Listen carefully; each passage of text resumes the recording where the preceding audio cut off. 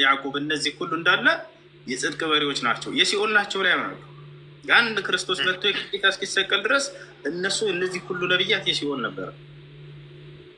ከዚህ የበለጠ የነቢያት ጠላትነት አለ? ኧረ እባክህ እንደዛ አይደለም፣ እንደዛ አይደለም። ይኸውልህ ሰውን ለመርገጥ ሳይሆን ይህ እኮ ዓለም የሚያውቀው ጉዳይ እኮ ነው። ከክርስቶስ በፊት የሰው ልጅ ሁሉ መዳን እንዳልቻለ እኮ ዓለም ያውቃል። ነቢያቶች ዓለምን ማዳን ቢችሉ ኑሮ ክርስቶስ ባልመጣ ነበር። ይሄ ሁሉ ያውቃል። የክርስቶስ መምጣት እኮ ነቢያት ማዳን ስላልቻሉ ነው። አሁን ስለ እነሱ ነው እየጠየቁኝ ያለሁት። ነቢያቶች የሲኦል ነበሩ አልከኝ እኮ። በሲኦል ክርስቶስ በጸጋው ይጠብቃቸው ነበረ። ሲኦል ውስጥ ነው በጸጋ የታወቀ እኮ ነው። ኢዮብም እኮ ወደ ሲኦል ወርዳለሁ በዛም ምንጣፍ ተነጥፎልኛል ብሏን እኮ። ስለዚህ ነቢያቶች የሲኦል ናቸው ብላችሁ ታምናላችሁ? አሁን አይደሉም። ለምን? ክርስቶስ ከመምጣቱ በፊት በክርስቶስ ከመምጣቱ በፊትማ ወደ ገነት መግባት የሚችል ማንም አልነበረም። ወደ ሲኦል ነበር የሚሄዱት። ለምን ብለህ ጠይቀህ ግን ለማዳፈን እንትን ከማለት ይኸውልህ ስማችሁ ነው። በነገራችን ላይ ማለት ነው። አስጨርሰኝ።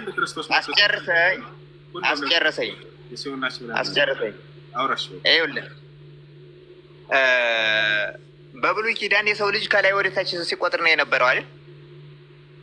አውራሽ እንዳላወራ እንደ አስጨርሰኝ ምናምን እያልክ ስለሆነ ጨርሰህ አንተ እኔ እሰማለሁ። ከላይ ወደታች ሲቆጥር የነበረ ለምንድን ነው?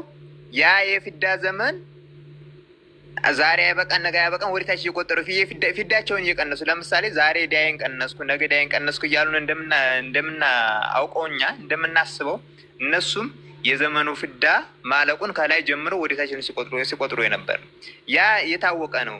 የሰው ልጅ ሁሉ ከክርስቶስ መምጣት በፊት መዳን አልቻለም። ለምንድን ነው የሆነው? ያነ መጀመሪያውኑ ዳቢሎስ አዳምን አታሎትኝ። አዳም ገብሩ ለዳቢሎስ ሔዋን አመቱ ለዳቢሎስ ብሎ ጽፋችሁ ስጡኝ አላቸው። ጽፈው ሰጡት። ያንተ ባሪያ ነን ብለው ጽፈው ሰጡት። ያ ወረቀት እስካልተነሳ ድረስ፣ ያ ፊርማ ያ ቃል ውል እስካልተነሳ ድረስ አዳም ንስሐ ቢገባም ወደ እግዚአብሔር ቢመለስም መዳን አልቻሉም። ያ መነሳት አለበት ግዴታ፣ ያን መቀደድ አለበት። ያ እስካልተቀደደ ድረስ ሰው መዳን አልቻለም። አዳም አልዳነም እና ክርስቶስ ሲመጣ ነው የሄዳ ነው። ያ ወረቀት ሲቀደድ ወይም ሲደመሰስ አዳም አልዳነም። አዳም በክርስቶስ መምጣት ከዛ በፊት በየዋህነት ለዲያብሎስ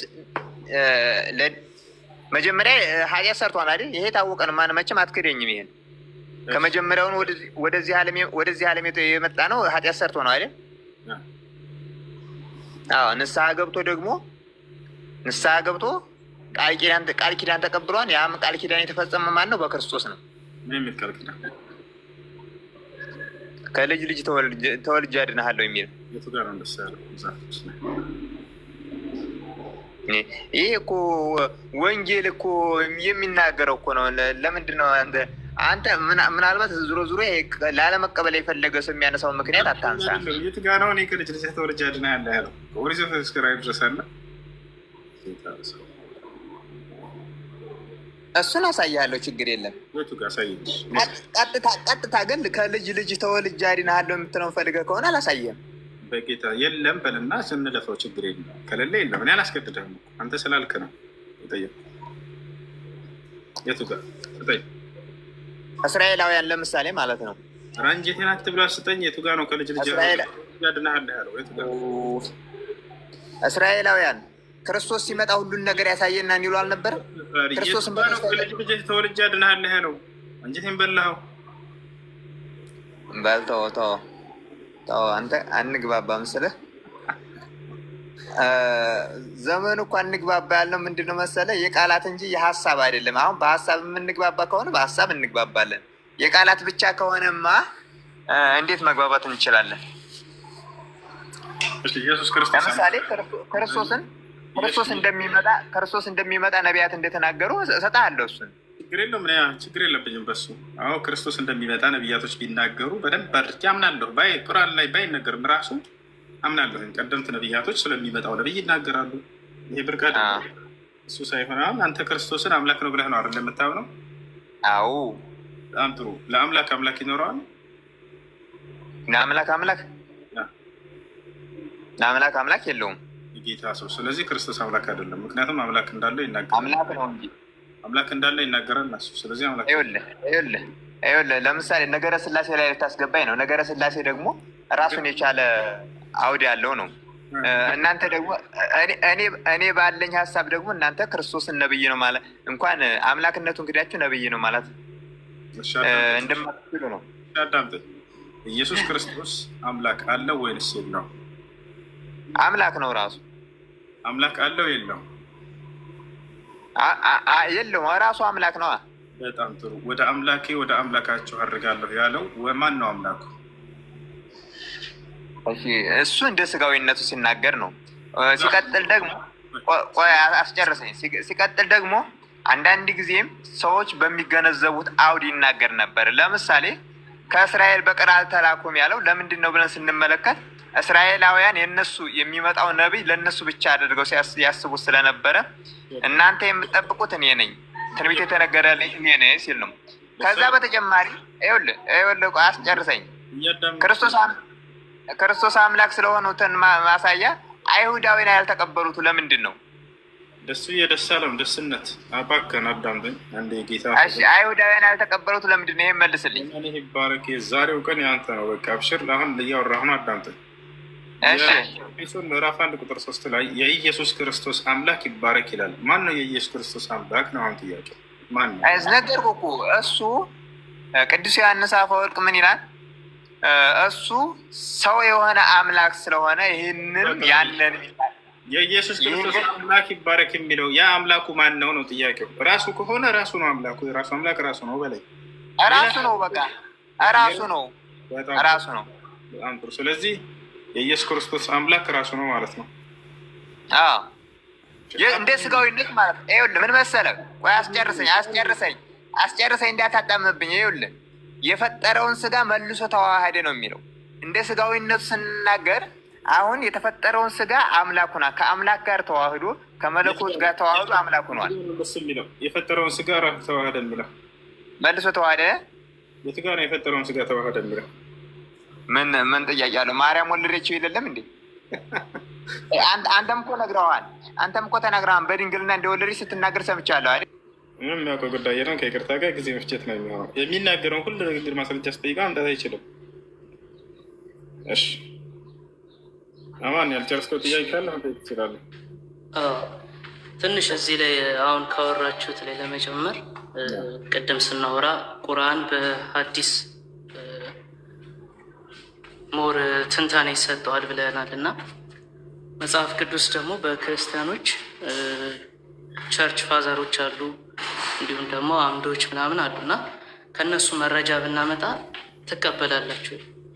አይገናኝም። ለምን? ምክንያቱም ሐዲስ የሰው ንግግር አይደለም። ሰው ራሱ ተፈጥሮ የሚናገረው ሳይሆን ከአምላክ ዘንድ ቅድም እንዳልኩ እነዚህ ቸርች ፋዘር የምትላቸው ግን ከራሳቸው ነው አይደለ? ወይንስ ልክ እንደ ነቢያት አምላክ እየገለጠላቸው እየነገራቸው ነው? ዛሬ የማይቀር ነው። እኛ መጽሐፍ ሐዲስ ማለት መንፈስ ቅዱስ አሁን እዚህ ጋር ተፍሲሮች አሉ። ለምሳሌ ከተፍሲር ጋር እንዳው ብታወዳድር ይሻላል፣ ችግር የለውም። ለምሳሌ አብዱላህ ብን አባስ በዛ አብዱላህ ብን መስዑድ እንዲህ አለ የሚለውን ከቸርች ፋዘር ጋር ብለህ ያን ብታነጻጽር ችግር የለም። እንደው ለእናንተ ለማነጻጸር ስትሉ ማለት ነው። እነሱ ቁርአንና ሐዲስን የተገነዘቡትን ፍቺ የሚያስቀምጡትን ማለት ነው። ቸርች ፋዘሮች የሚያደርጉት ያ ነው። ነገር ግን ሐዲስ ማለት ነቢያችን ሰለላሁ ዐለይሂ ወሰለም ኡቲቱል ቁርአን ወሚስለሁ መዐሁ ብሎ የገለጹበት ነው። እኔ ቁርአንን ተሰጠሁኝ ከእርሱም ጋር የእርሱን አምሳያ አሉ። ተሰጠሁኝ አሉ። አየህ ተሰጠው ነው ሐዲስ ነው ራሱ። ተረክቱ ፊኩም ማ ኢን ተመሰክቱም ቢሂማ ለን ተضሉ በዕዲ ኪታበላህ ወሱነቲ አሉ። በመካከላችሁ ሁለት ነገራቶችን ጥዬላችሁ ይሄዳለሁኝ፣ እነርሱን አጥብቃችሁ እስከያዛችሁ ድረስም አትጠሙም ከቀጥተኛው ጎዳና አሉ። እነርሱም ቁርአንና ሐዲስ ናቸው ብሎ ተናገሩ። ስለዚህ ያ ሐዲስ የእርሳቸው ከአምላክ ዘንድ የተሰጡት ነው። መልአኩ ገብርኤል መጥቶ ሲገልጠላቸውም የነበረ ነው። ይህንን ሰሃቦች ሲናገሩ ምናሉ ያየን ለመሰከሩ ሐሳን ብን ዓጥያ የሚባለው ሰሃባ ካነ ጅብሪል ዓለይህ ሰላም የንዝሉ ቢሱና ዐለ ነቢ ሰለላሁ ዐለይሂ ወሰለም ከማ የንዝሉ ቢልቁርአን አለ። መልአኩ ገብርኤል ለነቢዩ መሐመድ ሰለላሁ ዐለይሂ ወሰለም ቁርአንን ሲያወርድላቸው እንደነበር ሁሉ ሐዲስንም ያወርድላቸው ነበር አለ። ይሄ ነው። እሺ እንተው እና እሱን ትንሽ የጻፍኳቸው ሌሎች አሉ። እሱን ልጠይቅ እና ቶሎ መልስልኝ፣ ባትሪ እያለቀ ስለሆነ።